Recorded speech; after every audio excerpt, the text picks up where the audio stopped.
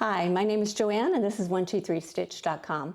Today we're going to talk about standalone or confetti stitches. What are they? Why are they such a problem? And what do we do about them?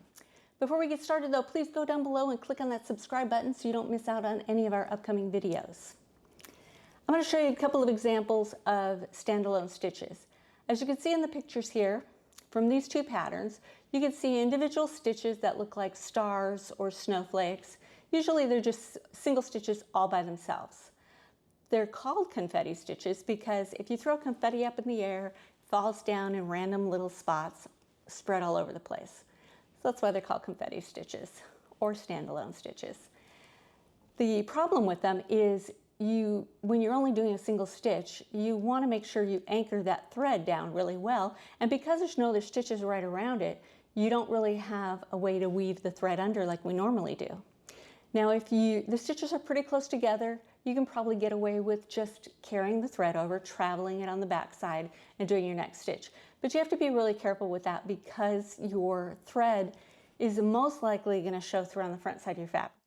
Okay, let's go ahead and start our first confetti stitch. What I've done first is I have a needle that's threaded with the loop method. So I have the loop on one side and the loose ends on the other side.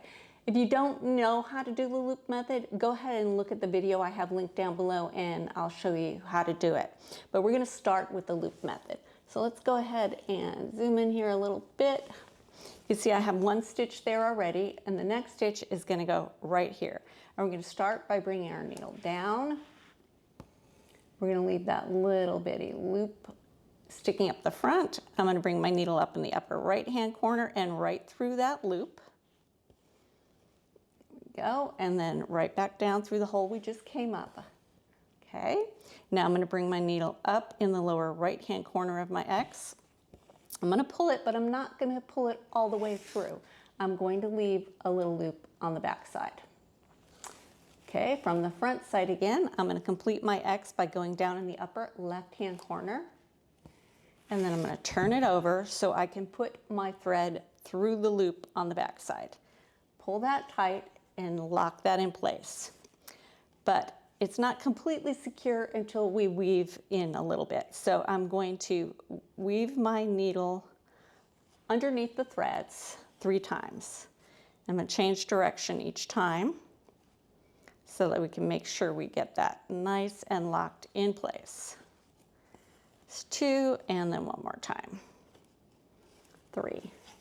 Okay, now I can cut that thread at the end, and there you go. There's our second stitch. Now what you normally do is you thread your needle again, but if you're like me, you already have a bunch of threaded needles because I don't like to stop to keep threading my needle. I have about 6 of them already threaded here.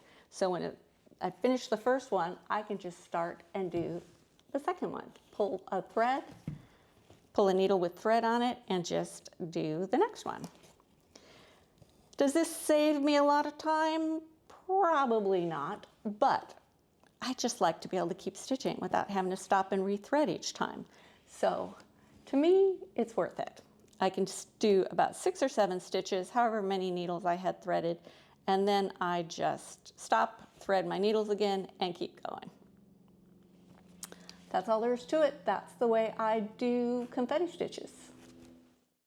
One final thing I like to do when I finish a project that has a lot of confetti stitches is to go ahead and put some fusible or iron-on interfacing on the back. It's going to lock all the stitches in place and they're not going to go anywhere. It's definitely optional, but if you're ironing your piece before you finish and frame it, why not go ahead and just put that interfacing on at the same time? So that's how I do confetti stitches. I'd love to hear what you think in the comments section below. I read and answer all of your comments and I love to hear from you. Don't forget to subscribe to our channel while you're down there so you don't miss out on any upcoming videos, and I will see you again soon.